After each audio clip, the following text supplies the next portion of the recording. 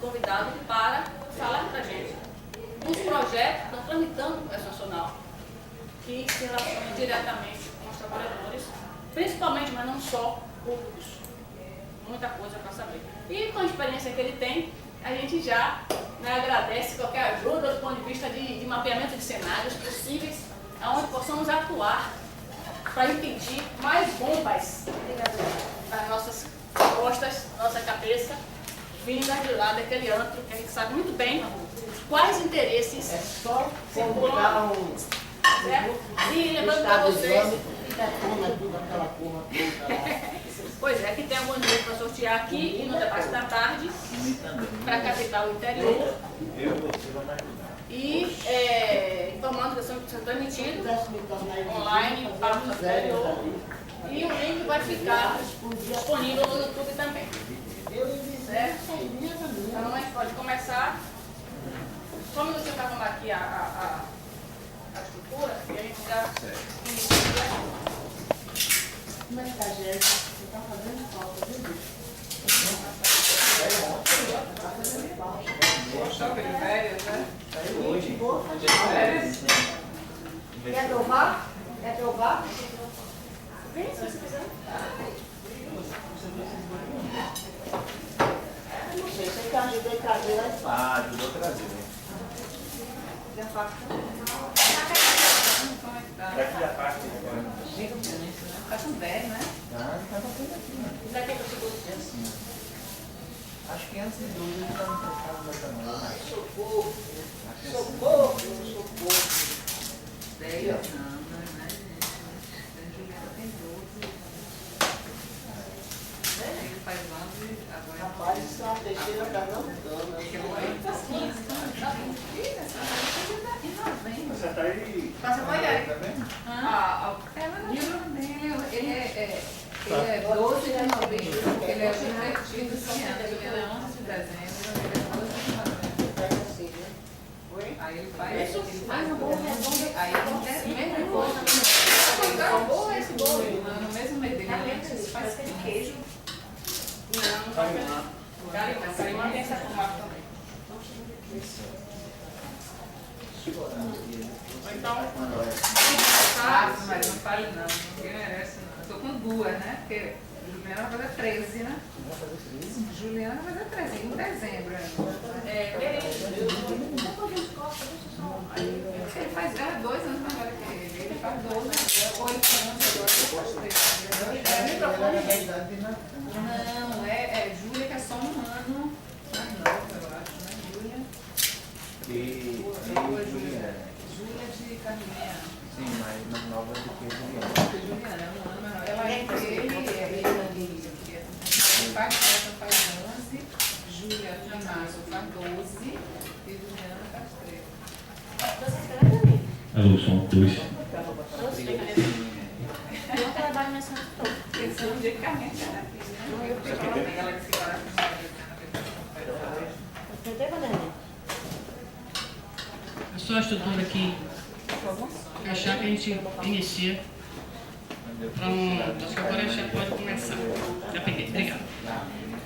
Então, eu estava falando, Toninho aqui para nos esclarecer.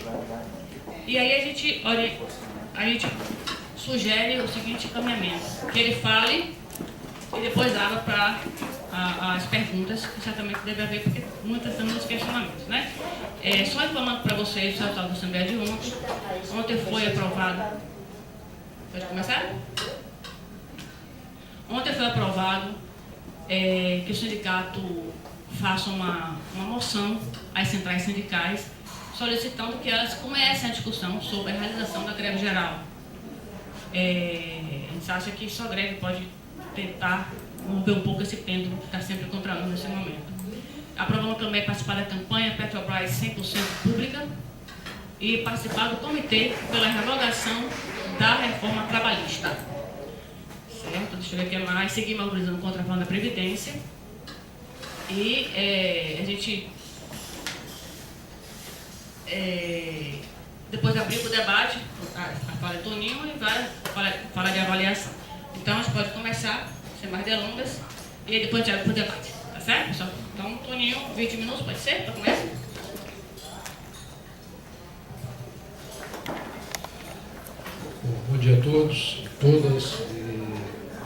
gostaria,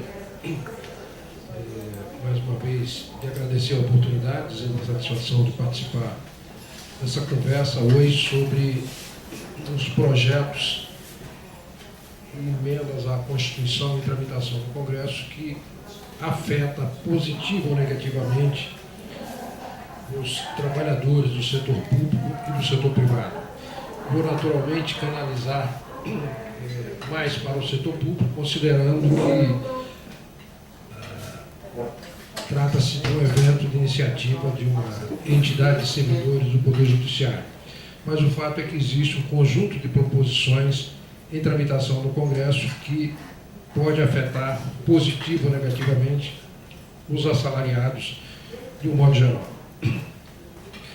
Graças à ação das entidades dos trabalhadores do setor público, do setor privado, e com destaque para os trabalhadores, servidores públicos e trabalhadores rurais, se conseguiu um movimento de resistência significativa, suspender na prática a tramitação da emenda à Constituição 287, que trata da reforma da Previdência. Essa, sem dúvida nenhuma, era a maior ameaça aos trabalhadores de um modo geral, porque ela modificava a Constituição no que diz respeito aos benefícios previdenciários, tanto dos trabalhadores do setor privado quanto dos servidores públicos. E era uma proposta que continua, volto a dizer, apenas suspensa, ela poderá voltar a ser deliberada tão logo seja levantada a intervenção do Estado do Rio de Janeiro. E essa emenda à Constituição, queria me deter um pouco sobre ela, porque ela é extremamente nociva aos interesses dos trabalhadores. Ela modifica a Constituição do benefício nos seus 3 fundamentos. Aumenta o tempo, modifica a idade, o tempo de contribuição e o valor do benefício. No caso da idade, a idade é aumentada. No caso do tempo de contribuição, esse tempo de contribuição é aumentado. No caso do valor do benefício, o valor é diminuído. Então, nas 3 dimensões, contra os trabalhadores. Além disso, atingia fortemente os trabalhadores rurais e os servidores públicos. Servidores públicos porque não garantia nenhuma regra de transição para aqueles que têm direito à paridade e integralidade. Aumentava-se o tempo para efeito de acesso a esse benefício de forma abrupta, sem qualquer transição e, portanto, punindo fortemente aqueles servidores já com a expectativa de aposentadoria às vésperas de se concretizar.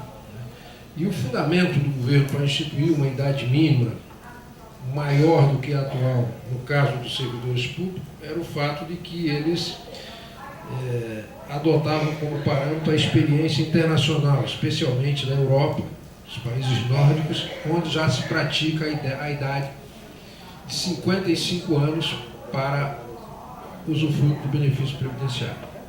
Acontece que qualquer país que toma a decisão de retardar a aposentadoria dos seus trabalhadores, ele previamente adota uma série de políticas públicas que facilitem esse convívio com pessoas mais idosas no exercício da atividade. Então, melhora o transporte público, estabelece treinamento do ponto de vista da inclusão digital, para a pessoa se familiarizar com os novos equipamentos tecnológicos, providências no ponto de vista de medicina e segurança do trabalho, né? Horário, plano de carreira mais flexível, enfim, uma série de mudanças que no Brasil não se adotou. Essa é a primeira constatação. A segunda é que esse parâmetro da idade mínima, é verdade que lá se pratica essa idade mínima, só que há 2 diferenças muito importantes. Uma, que a expectativa de vida lá é maior do que a do brasileiro, em média 7 anos.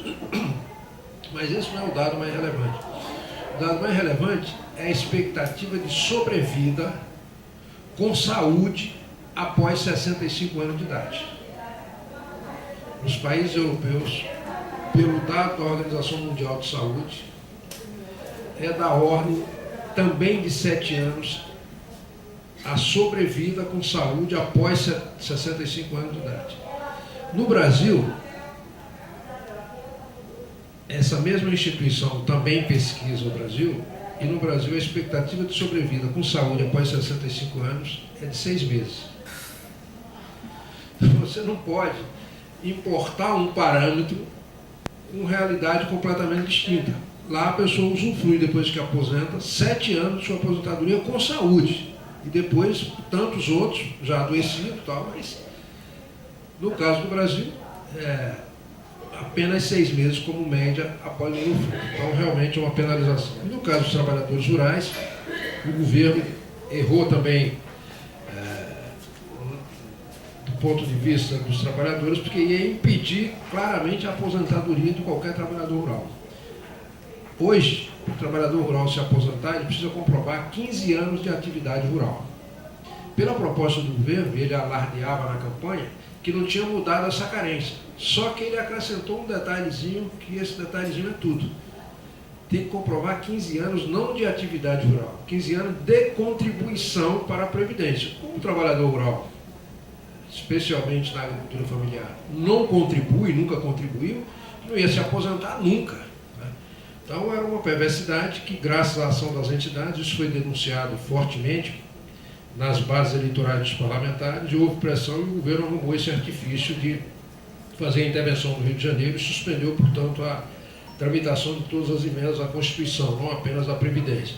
Mas o fato é que ela pode voltar a qualquer instante. Por isso a importância, aquilo que a gente falou antes, nessa eleição, de, em hipótese nenhuma, votar em parlamentares que não tenham uma visão voltada para o interesse coletivo, voltada para a garantia do Estado de proteção social.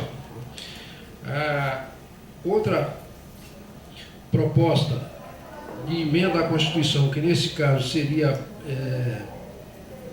oportunidade, não ameaça, que também está suspensa, é a emenda à Constituição 555, a PEC, proposta de emenda à Constituição 555, que elimina um troço que já devia ter sido eliminado, não devia ter nem sido instituído, que é a contribuição do aposentado e pensionista. Ora, o benefício previdenciário, ele é resultado, ou é produto de uma contribuição. Se você contribuiu, se aposentou, você não pode continuar contribuindo, porque você não vai ter direito a um novo benefício. Então não faz o menor sentido essa proposta, e ela já está em vigor, essa emenda, essa possibilidade, há pelo menos 13 anos. Mesmo naquelas hipóteses das pessoas que migraram de seletista, teve muita gente que migrou de seletista para estatutário no serviço público, mesmo naquelas hipóteses, a pessoa já teria contribuído após se aposentar para cobrir aquela lacuna anterior. Portanto, não faz mais nenhum sentido a continuidade dessa cobrança, que é uma perversidade. Você cobrar do aposentado no momento que ele mais necessita, do seu provento, especialmente para cuidar da saúde, etc., ele fica privado de parcela significativa. Então, do ponto de vista de emendas à Constituição, essas duas, para mim, são as mais significativas. Do ponto de vista de projetos de lei, aí nós temos que prestar atenção no seguinte aspecto. A tentativa que o governo fez em relação ao servidor do Executivo, recentemente, no sentido de querer retirar uma série de direitos, e que foi objeto de uma MP que caducou lá no Parlamento, a 805, isto é um tema que tende a voltar na eleição, após a eleição de 2018. Por isso precisamos ficar muito atentos na questão da eleição. Essa medida provisória, ela tinha o objetivo de impedir ou suspender um reajuste que estava dado. Portanto, mantido essa lógica, não irão mais querer dar reajuste, pelo menos enquanto tiver em vigor essa emenda à Constituição do Congelamento do Gasto Público, e também aumentar a contribuição dos aposentados e pensionistas. Mas isso era apenas uma das dimensões de um pacote que estava sendo concebido e que não foi implementado porque está às vésperas de uma eleição, e os parlamentares pressionaram para que o governo não enviasse agora, porque isso poderia prejudicar a eleição deles, na medida em que eles tiveram que votar uma série de medidas impopulares nesse período. Votaram, por exemplo, 2 denúncias para absolver o presidente da República, votaram a reforma trabalhista, a terceirização, a privatização da Petrobras, a retirada dela como operadora única do pré-sal, votaram uma série, a terceirização generalizada, ou seja, uma série de matérias absolutamente impopulares. Se tivesse que votar mais esse conjunto de medidas contra os servidores, inviabilizariam a sua eleição. E foi também essa lógica que fez com que eles não votassem a reforma da Previdência. O fato é que nesse pacote inclui, por exemplo, uma previsão de que nenhum cargo no serviço público tivesse remuneração inicial superior a R$5.000. Há situações em que teria que ser abaixo de 1/3, né, do que é hoje, o que é um absurdo. Isso está pronto lá no Executivo, ia ser só para os servidores do Executivo, né, mas que, passada a eleição, eles podem querer dar uma dimensão mais abrangente a isso e colocar numa lei complementar e, portanto, buscar alcançar todos os servidores. A ampliação de terceirização no serviço público, né, isso está pensado lá no Poder Executivo e podem estender. A suspensão de concursos públicos em função do congelamento salarial e, principalmente, a dispensa por insuficiência de desempenho. Aliás, sobre isso, tem 2 projetos que merecem muita atenção da gente, que pode trazer prejuízos monumentais aos trabalhadores. É um projeto da época do Fernando Henrique Cardoso ainda.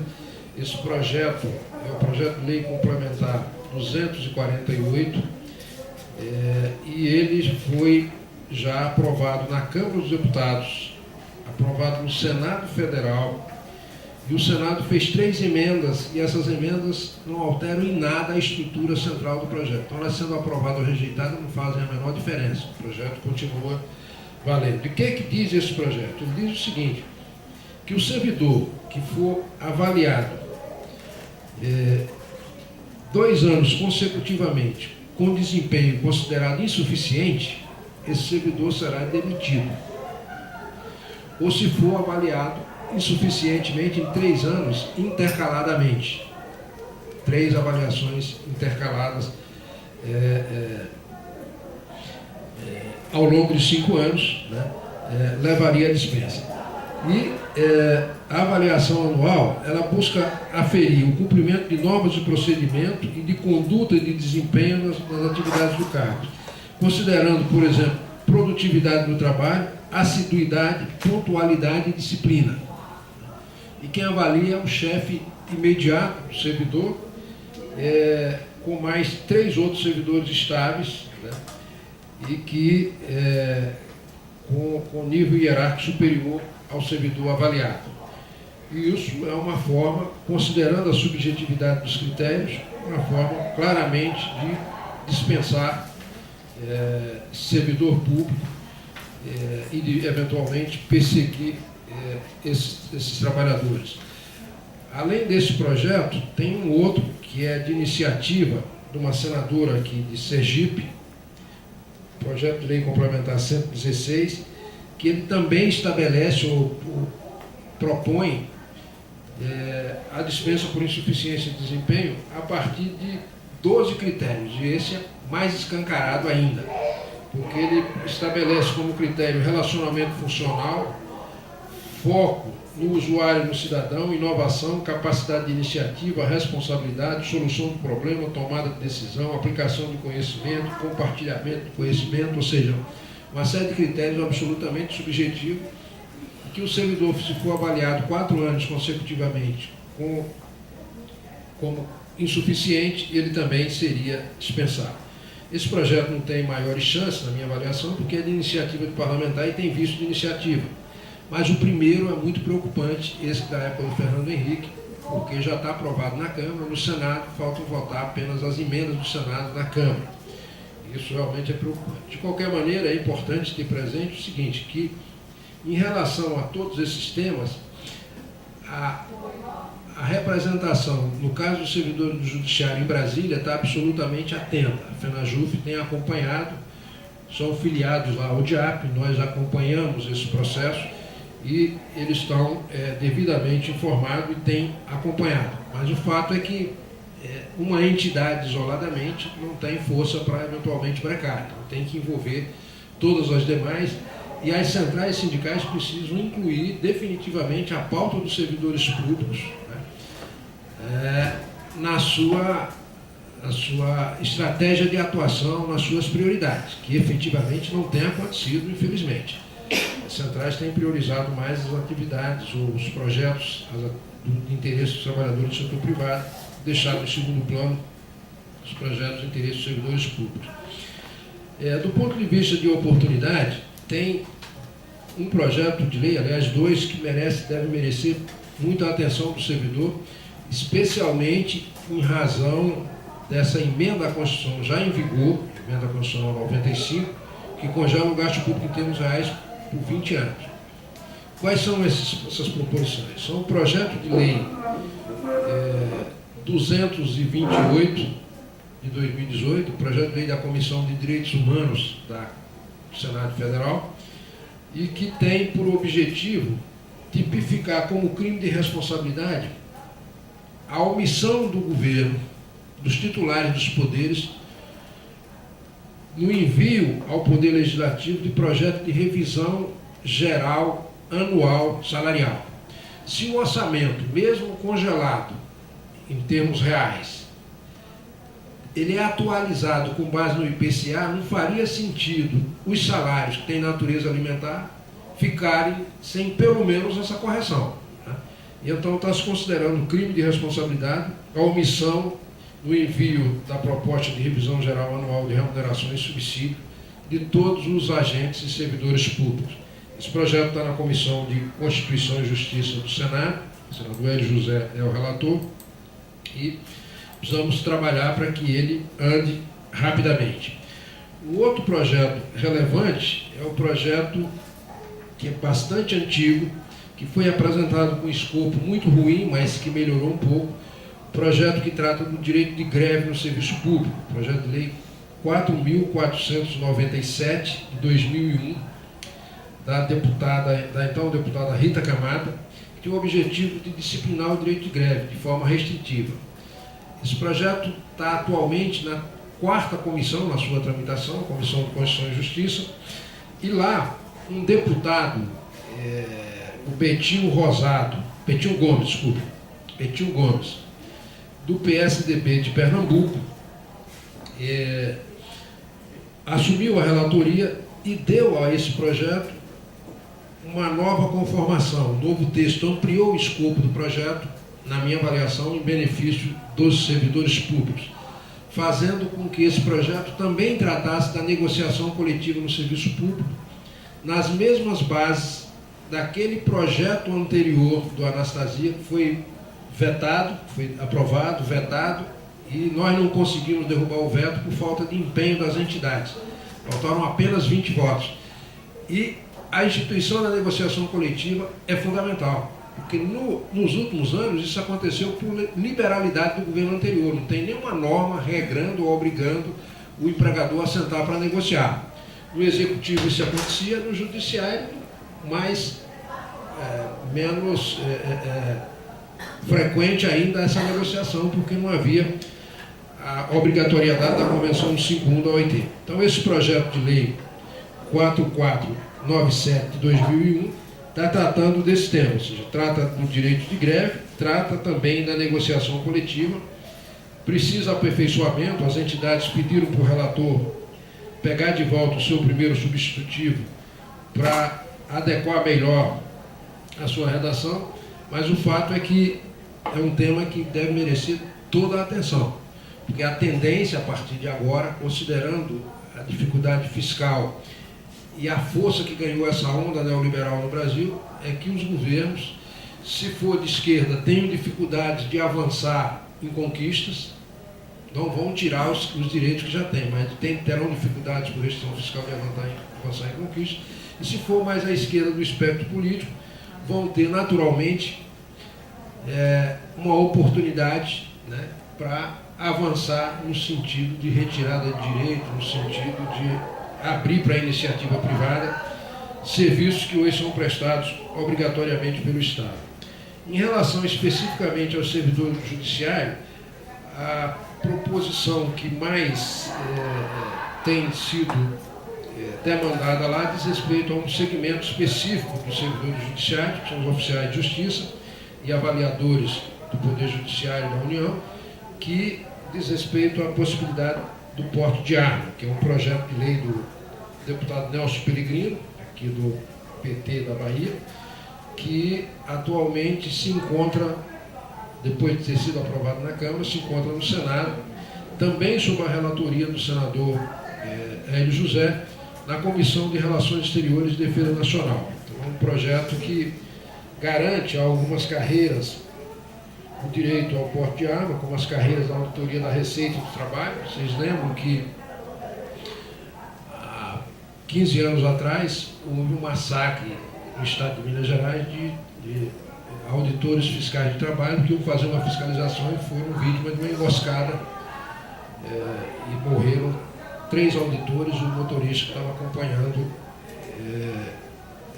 nessa inspeção do trabalho lá. Então, em função disso, se abriu a discussão e também está se, por essa proposta, estendendo ao oficial de justiça, que é uma atividade, um trabalho complicado, né? Que recebe ordem para entregar o mandado de interdição, enfim, sempre quem recebe reage de forma negativa. E a possibilidade de eventualmente ter esse porte de arma pode ser que evite esse tipo de abordagem mais agressiva. O fato é que nós temos aí uma agenda com várias proposições, algumas oportunidades e outras ameaças, mas o central nisso tudo, na minha avaliação, é que neste ano não há maiores riscos de aprovação de projetos que retirem direito até o final do ano. Mas na próxima legislatura, o risco é muito grande, dependendo de quem venha a ser eleito presidente da República, dependendo também do novo Congresso. Como mencionei ontem, o novo Congresso, se não houver uma participação efetiva da sociedade, porque o que tem acontecido é o seguinte: há na sociedade um desejo latente de renovação, mas quem está pedindo renovação, em geral, vota, se abstém, não comparece para votar, né? Vota nulo ou vota branco. E aí finda facilitando a recondução daqueles que têm seu eleitorado fidelizado e se reproduz esse sistema. Então é importante votar, é importante que os partidos que têm um compromisso com os trabalhadores não façam coligações nesta eleição com aqueles que deram suporte a essas medidas do governo Michel Temer, porque o que tem acontecido ao longo da história, lamentavelmente, é que vários votos de pessoas que defendem o interesse coletivo têm sido apropriados por pessoas contrárias à defesa desse interesse. Vou dar aqui um exemplo. Em Pernambuco, o PT se filiou, se coligou com o PTB lá. Com os votos que teve, elegeria 3 deputados. Só com os votos que teve, elegeria 3 deputados. Como se coligou com o PTB, não elegeu nenhum. Todos os votos foram para o PTB. E esses parlamentares eleitos pelo PTB de Pernambuco apoiaram integralmente todas essas medidas contra os trabalhadores, contra os servidores públicos, etc. Então, é um tipo de coisa que, em hipótese, não se pode admitir. E é uma fraude para o eleitor. Você vota, por exemplo, em Brasília aconteceu a mesma coisa. PT e PROS. Érica Cocai, defensora dos direitos humanos, e o pastor Ronaldo Fonseca, um homem com uma visão pré-histórica, né? E que completamente contrário a qualquer medida que favoreça a coletividade, etc. E ele foi eleito graças a esses votos, porque houve a coligação. Então, evitar esse tipo de coligação é fundamental. Então, com isso, eu queria concluir dizendo que o Estado é dirigido pelos titulares dos poderes, que, por sua vez, são eleitos, os principais poderes, o Executivo e o Legislativo, que são poderes que cuidam da governança, que cuidam da elaboração das leis, das políticas públicas. Os seus titulares são eleitos diretamente pela população. E, uma vez eleitos, eles se empoderam de uma série de prerrogativas que só eles podem fazer uso, que é a prerrogativa de impor conduta e punir seu descumprimento, ou seja, fazer uso da força, usar a polícia, o exército para fazer valer suas decisões. Então, quando se vota, está se delegando para as pessoas esse poder. E dependendo de quem esteja à frente desses poderes, dependendo da visão de mundo, eles podem usar para proteger, né, ou para reprimir. O segundo monopólio do Estado, que é operacionalizado pelos titulares do poder, é o poder de legislar, fazer leis obrigatórias para todos. E o conteúdo dessas leis podem, como disse, incluir ou excluir. Você pode trazer direitos, trazer proteção, possibilitar oportunidade de ascensão, como pode trazer retrocesso, como, aliás, tem trazido nos últimos 2 anos essas matérias. E, por fim, o poder de tributar. E o modo como se tributa também pode se possibilitar inclusão ou exclusão. No Brasil, infelizmente, eu concluo dizendo isso, a carga tributária incide mais fortemente sobre o salário e o consumo. E o salário e o consumo é feito basicamente por pessoas cuja renda tem natureza alimentar. Ou seja, são as pessoas que não têm capacidade de poupança. Né? E se protege aqueles que têm capacidade de poupança, os que são ricos, porque não se tributa adequadamente o patrimônio, não se tributa adequadamente a renda, a remessa para o exterior, as grandes fortunas. Né? No Brasil, sequer se tributa lucros e dividendos. A empresa, o empresário que tiver lucros e dividendos, ele não é tributado. Então, imagine a seguinte situação, só para dar esse exemplo para a gente concluir. Se tem um servidor que ganha 15 mil reais de salário por mês e tem um outro servidor, uma outra pessoa, com o mesmo nome, com a mesma idade dessa pessoa, que recebe dividendos de uma empresa, recebe também 15 mil por mês de dividendos. Essa pessoa que recebe os dividendos não paga 1 centavo de tributo de natureza nenhuma. E esse servidor paga contribuição para a Previdência, paga 27,5% de imposto de renda, uma série de coisas. Então, você vê o quanto é desigual isso. Quem vive de renda não paga imposto e quem vive do trabalho paga fortemente. E essa é uma das 3 prerrogativas ou monopólios que esses titulares de poderes terão na mão e poderão usar em benefício ou contra o povo. Então a eleição é um momento fundamental. Aliás, nós temos que evoluir para um sistema em que não se pratique apenas a democracia representativa, ela terá que ser substantiva. Ela não pode se limitar apenas à liberdade de escolher os representantes. Tem que atuar no sentido substantivo de direcionar qual tipo de política pública esses representantes devem se comprometer. Porque senão a população vai ser usada apenas e exclusivamente para legitimar o mandato de pessoas que vão legislar contra o próprio povo. Né? E num país, no mundo, em que hoje se compra a cidadania com facilidade. Quem tiver dinheiro, vai lá no exterior e compra. Basta gerar 10 empregos lá, ou comprar um imóvel no valor de 500 mil euros, que muda para lá. Ou então, se tiver uma aposentadoria generosa, leva também e ganha legítima. Então, é um negócio absolutamente inaceitável que as pessoas enriqueçam no país, né? Não se preocupem com a coletividade, porque elas não têm que morar aqui. Na hora que a coisa piorar por aqui, bate as asas e vai embora. Isso é um absurdo completo que tem que ser revisto. As pessoas têm que ter responsabilidade social. Então seria isso que eu queria trazer aqui como reflexão ao analisar as principais proposições que dizem respeito aos trabalhadores e os servidores públicos em tramitação no Congresso.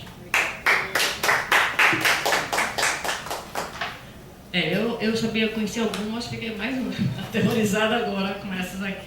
Então, antes de ir para as perguntas, eu queria só fazer uma fala aqui, lembrando algumas questões.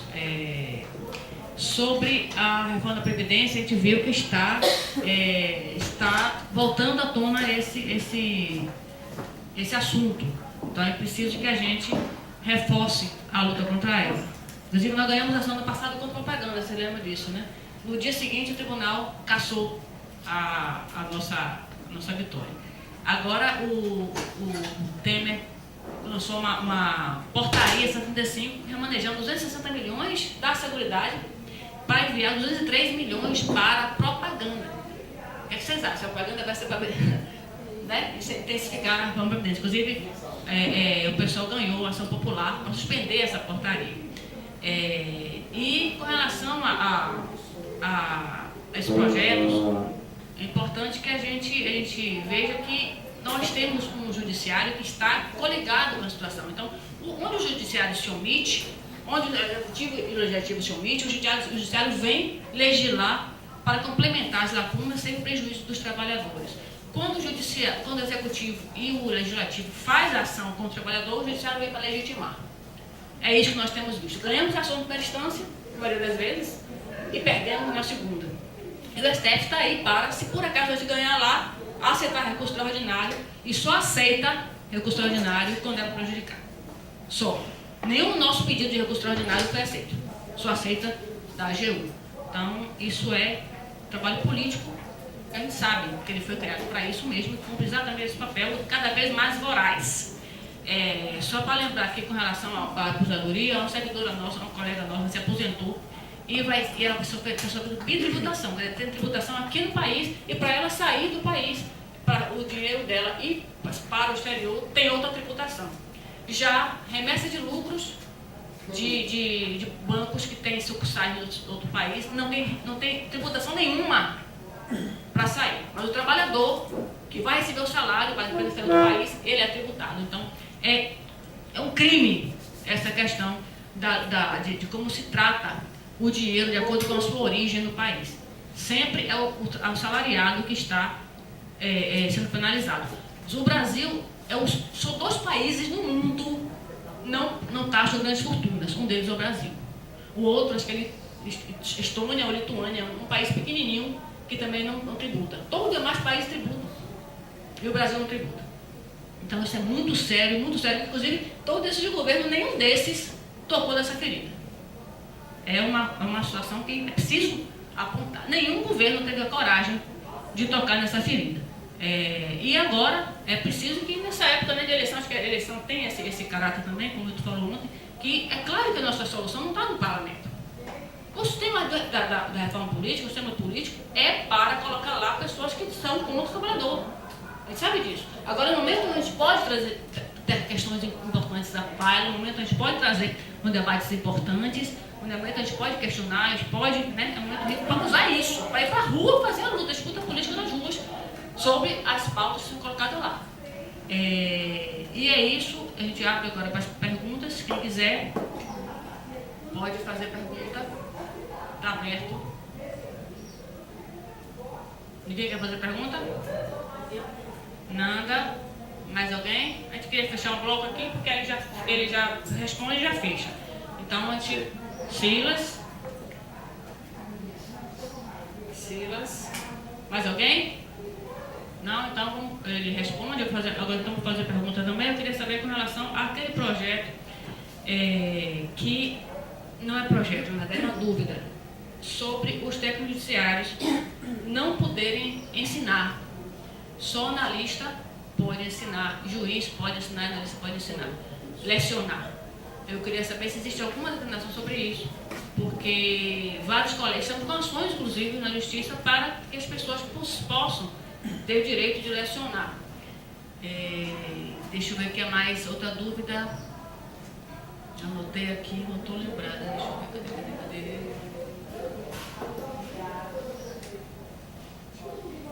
É isso. Com relação às centrais sindicais, é importante dizer que realmente as maiores centrais não se preocupam com o trabalhador público. E nós tivemos a prova disso no debate passado, no seminário que aconteceu aqui no Sinasef, onde se falou da diminuição radical do número de associados nos sindicatos, de modo geral. Públicos e privados, está havendo uma derrocada mesmo, muitos está perdendo o número de filiados. E aí o colega da CUT falou que no setor privado é justificado, o setor público está a realidade, quer dizer, o setor comum não chega no setor público. Né? A questão da depreciação dos sindicatos, da questão das próprias condições e achatamento do salário do servidor também, que tem acontecido muito gravemente, isso não pode ser, não é considerado. Então, eu achei muito ruim a fala do colega da CUT falando isso. Quer dizer, sabe, o setor privado tem motivo para isso, está publicando história. Né? Então, acho que é importante saber que nós somos trabalhadores, todos trabalhadores. Nós somos imunes ao senso comum, à grande mídia por aí, e também ao arrefecimento da luta. De modo geral, infelizmente, o momento temos feito luta, mas sofremos também a consequência dessa amálgama geral aí. Então, a pergunta, são essas duas perguntas aí que eu queria fazer para você. Nanda e depois Silas. Não, você faz Nanda e Silas, aí ele fecha o grupo. Lembrando que tem sorteio de livros, tem o Café Break depois, e inclusive a pessoa do interior, é possível identificar, se possível, a pessoa do interior para receber os livros também. Bom dia. A pergunta que eu gostaria de fazer é acerca desse projeto que viabiliza a demissão do servidor público, porque eu acho que ele é extremamente basilar a partir do momento em que, antes de lutar por qualquer melhora, a gente precisa estar vinculado, pelo menos, aos órgãos. E foi mencionado que ele já foi aprovado no Senado, na Câmara. Eu queria, assim, algo mais atualizado, o que falta nesse trâmite para uma aprovação final, que, apesar de não ser o que a gente quer, para que a gente possa acompanhar melhor, se está terminativo, se ainda vai para o plenário, o que pé está isso. Silas, pergunta. Sobre... É que está gravando, se eu pudesse falar aqui.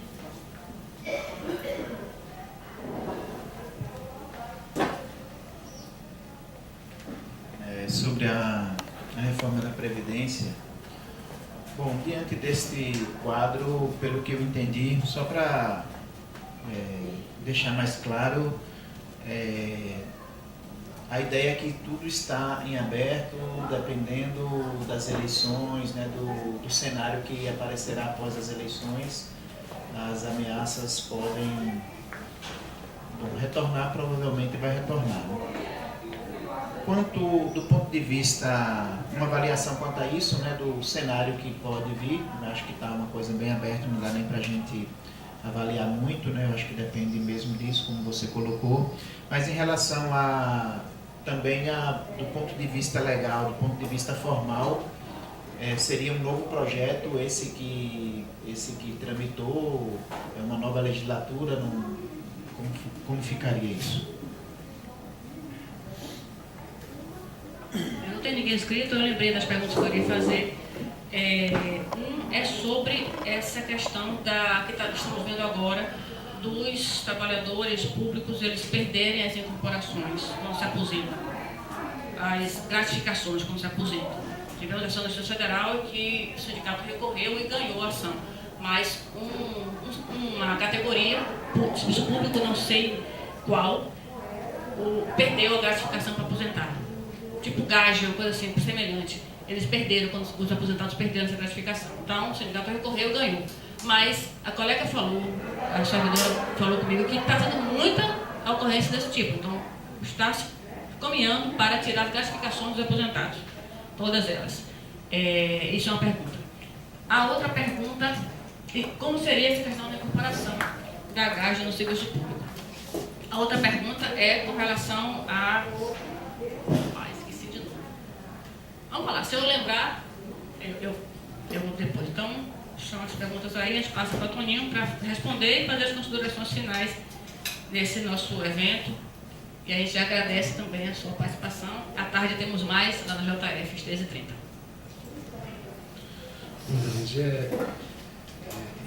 Em relação a esse aspecto do técnico não poder lecionar, eu pesquisei e não achei nenhuma legislação, nenhuma lei autorizando esse tipo de proibição. Se não há previsão legal, nenhuma resolução, portaria, ato normativo do poder pode impedir que se faça esse tipo de que o técnico possa lecionar. Então eu teria que verificar qual é exatamente a fundamentação disso. Pode ser que seja alguma decisão judicial, porque do ponto de vista legal, de lei, não existe nenhuma lei tratando dessa proibição, que também, se existisse, seria uma coisa completamente absurda. Como é que você permite para o magistrado, para o analista, e não permite para o técnico ter a prerrogativa de lecionar e somar essa sua remuneração com a do cargo de origem no Poder Judiciário? Quanto às gratificações, no caso do Poder Executivo, há muito tempo se descumpre o princípio da paridade, se dá tratamento diferenciado entre ativos e aposentados. E no caso dos ativos, só se leva para a aposentadoria as gratificações depois de praticadas ou de recebidas essas gratificações durante 5 anos. E isto continua no Poder Executivo. No Judiciário, sempre que teve plano de carreira, se tratou igualmente ativos e inativos, ou seja, aposentados e servidores da ativa. Nunca houve essa distinção como há, por exemplo, no Poder Executivo, e em prejuízo do aposentado. Agora, como a Constituição estabelece que a irredutibilidade, a interpretação é de que a irredutibilidade alcança o vencimento básico, então isso é um risco muito grande e é importante, portanto, que nas próximas negociações ou nas iniciativas que os sindicatos tomarem em relação a isso, evitar remuneração sob a forma de gratificação, incorporar no vencimento básico como se for um subsídio, semelhante ao que é o subsídio. E o que é interessante é que a Denise estava mencionando aqui que várias decisões do Judiciário vão no sentido de negar direito dos trabalhadores, mas hoje tem a notícia dos servidores públicos, mas hoje tem a notícia que o Fux tomou uma decisão liminar incorporando o auxílio moradia no subsídio dos magistrados. Quando é em benefício próprio, hoje a notícia está circulando que ele teria dado essa decisão ontem nesse sentido. E olha que esse assunto está sendo tratado pela AGU para buscar uma alternativa, porque iam julgar, a tendência era suspender, mas aí mandaram para a AGU e parece que o Fux deu uma decisão ontem mandando incorporar. Isso é um verdadeiro escândalo. Num momento de crise como esse, que se alega essa crise, para tirar direito dos trabalhadores, dos servidores públicos, e dar ganho dessa dimensão, ou se perpetua um ganho dessa dimensão para o Judiciário. A Nanda pergunta aqui sobre a demissão do serviço público, em que estágio está. Na verdade é o seguinte, já foi aprovado na Câmara, foi para o Senado aprovou o texto e fez a ele 3 emendas, portanto não fez um substitutivo. Significa que o texto que foi para a Câmara foi aprovado integralmente pelo Senado e foram apresentadas 3 emendas que serão julgadas apartadamente, portanto o texto original está aprovado. Esse texto ele trata de 2 coisas, trata da dispensa por insuficiência de desempenho e trata das chamadas carreiras exclusivas de Estado, aquelas carreiras que teriam um tratamento diferenciado em relação aos demais trabalhadores, servidores públicos que não foram considerados carreiras exclusivas de Estado, para efeito de dispensa. A tendência é que o governo vete essa lista, uma vez aprovado, vete essa lista de carreiras exclusivas do Estado, mantenha a sua regra de dispensa valendo para todos indistintamente. E olha que esta regra mencionada aqui é para as carreiras exclusivas do Estado. Quem não é exclusivo do Estado, o processo é muito mais, não precisa sequer ter essas proteções de ter as avaliações. Pode demitir por razões, por exemplo, por falta de descumprimento da lei de responsabilidade fiscal, limites, etc. Isso, esse projeto precisa, para que seja votado, apenas incluído em pauta. Sendo incluído em pauta, aprovando ou rejeitando as emendas, que não faz a menor diferença, são emendas residuais, né? O projeto está aprovado. Então, o grande trabalho é ficar atento para, uma vez entrando em pauta, trabalhar a retirada, porque se votarem, o presidente, especialmente isso aí, vai sancionar com muito prazer, porque é a oportunidade que vai ter de se livrar de uma série de servidores que, embora possam ser competentes do ponto de vista profissional, podem incomodar, militar em sindicato, etc., e ser objeto, eventualmente, de perseguição dessa natureza. O Silas menciona aqui, indaga a respeito da Previdência, se teria que fazer uma nova proposta ou se essa emenda continuaria. Agora, a emenda atual continua, ela já foi aprovada pela Comissão Especial, portanto, ela fica aí, nunca mais vai ser arquivada, a não ser que haja uma deliberação no sentido da rejeição dela. Mas ela vai continuar tramitando pelo resto da vida lá no Congresso, até que haja uma deliberação, porque o arquivamento só se dá quando a matéria não é apreciada pelas comissões durante a legislatura. Como ela já foi aprovada pela comissão especial, que substitui todas as demais, é uma emenda que vai continuar tramitando. Ela pode sim, pode se apresentar uma outra, mas se vier uma outra, certamente virá para piorar o que já está nessa aqui, que é muito ruim, como já mencionado. Então, de fato, é um tema que vai requerer, todos nós, muita atenção, muita preocupação, porque vem proposta no sentido de fazer a reforma da Previdência no ano que vem. E por que vem? Porque essa emenda à Constituição do congelamento do gasto público, ela vai forçar esse tipo de votação. Porque, como eu disse ontem aqui, em média, 1.500.000 pessoas passam a ter direito a benefícios de natureza permanente, como seja no caso dos idosos, após 65 anos, aquele benefício de um salário mínimo, né? Seja no caso da Previdência. E se 1.500.000 pessoas passam a ter direito ao benefício previdenciário e o orçamento global está congelado por órgão, por poder,